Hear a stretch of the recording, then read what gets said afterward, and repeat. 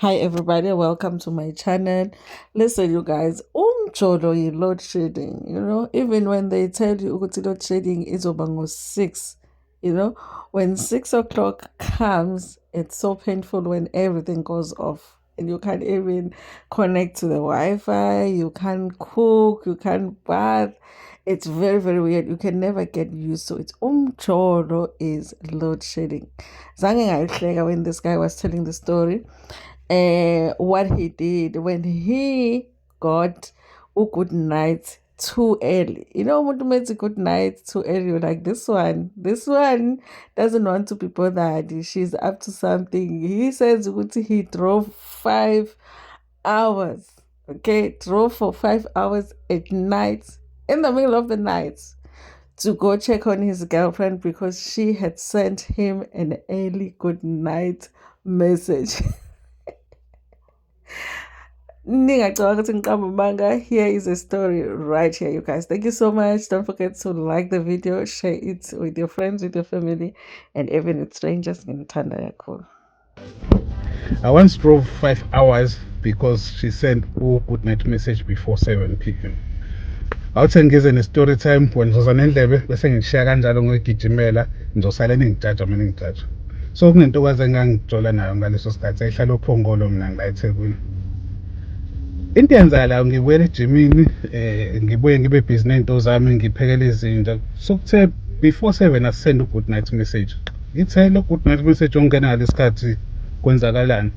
Ngithi hayi lo ngizo-attenda ngey'khathi zami ngiwuzibe nje kanjalo ngibe busy ngiqede. I think it was around 8 ngiphakela izinja zami. Ngithi uma ngiqedayo sengirelaxe kahle ngithi ukuthi ngi-attende le message le. Fike ngireply ku-message yakhe bese ngiyafona. Hawu, kwenze njani namhlanje? Wasenda u-good night message ngalesi sikhathi. Hayi Nonkanyiso ngikhathele nje futhi ngiphethwe nayikhanda ngifuna ukurelaxa. Wara. Ngithe kanjani hayi Nkanyiso ngicela ukulala bandla. I drop i-call. Ngifone nge-video call. Ividiyo yami i-call is not about ukuthi ngifona nje. Ngifuna vele ukubona kwi-background ukuthi izithini. Hayi ngithi ngiyasaveya ngingacaci kahle kodwa bese nginothisa indlela lale ngangithi hayi wena mulala nje ujwayele ukugqoka kanje. Kubeke nokuthi sigcina sesiphikisana ngembono singazwani-ke agcine sethi hayi bandla sengizokuziba ngeke ngisawubamba ama-call ami. Wathi mesho njalo hawu inhliziyo yalapha yakhe ngathi hayi bamthathile lapho usuku uMonday hayi ngimzibe ngithi ngiyafonela akasawabamba amafoni ayebamba oqala aphinde athi Nkanyiso ngicela ukulala bandla ngiphazamisa and ngiyozela ngithi akasabamba amafoni hayi ngijuluke lo muntu ule uphongolo mina ngila eThekwini ngijuluke ngenze njani. Okay, Monday vele sengiyathatha ngiyahlanganisa-ke ukuthi okusho ukuthi ucalculate-ile ukuthi if bokuyi-weekend enza lento le mhlawumbe bengizosola ngize but yazi ukuthi Monday and ngiyavuka kusasa so there's no way ukuthi ngingaya uphongolo.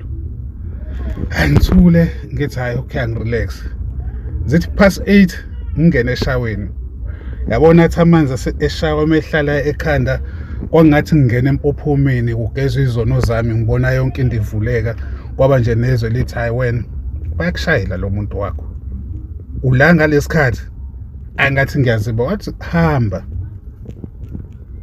yemlo ngiphume eshaweni ngithi thatha izinto zami zokushintsha ngifake esikhwameni I think ngaphuma ekhaya it was around 10 to 9 mengaphosisi ngihlaba imoto ngifike emvoti ngithi full tank ngithenge ama-power rate awu-2 ngithenga amanzi ngingena umgwaqo lapho inhliziyo ilokhu ithi ngiyafona njalo la endleleni akasayibambi-ke straight ifoni yami kusabathe ngiyafona akayibambi ifoni yami hayi ngishaya imoto ngihamba nje ngiyamsendela nama-message yabo le nto leyo isebusuku-ke lapho ngathi uma ngifika eMtuba khona indawo kuthiwa kwaBhoboza eMtuba mudlula nje ku-N2 eMtuba la kwaBhoboza kune-island lapho ngiyime khona because nengqondo yami ihambe yabala ukuthi what if ngifika le nto le ngicabanga iyenzeka phambili. Angithi uma ngima kaBhoboza ithi khona into ethi jika bese ngibuka ukuthi ngiphathi nendawo-ke manje kukude phambili kukude emuva ngiyabo futhi ukujika ngibuyele emuva sokuzofana nokuthi i-waste of time. Ithi le nto le hayi wena ayiboqhubeka ngama nje straight bese ngivele ngisisusa imoto ngushawu N2 ngidlula komkhuze futhi ingoma engengikhohle ka Limit nale eyayithi Sabawela, angikwazi ukuyicula ngeyibhimba. Ngayidlala leyo ngoma ngisuka emkhuze ngaze ngangena phakathi uphongolo, lokhu iku repeat lenethi zongena ngomnyama. So ngifika uphongolo ngibambe futhi amanzi ngoba uthonga ngiyabuza athi ngafika uphongolo kwakuwo 1 ikhathi ebusuku.